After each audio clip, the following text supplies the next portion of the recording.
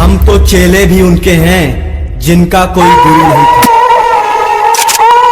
DJ विकास पहुंच गया।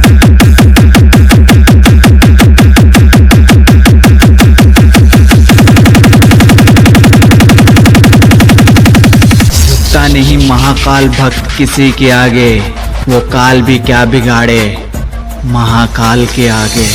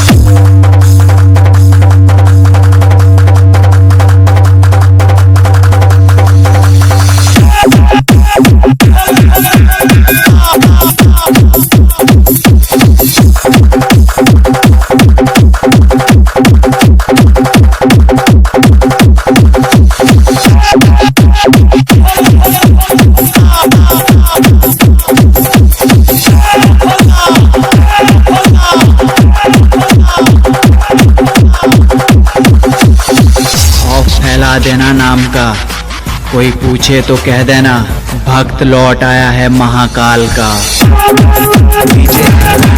विकास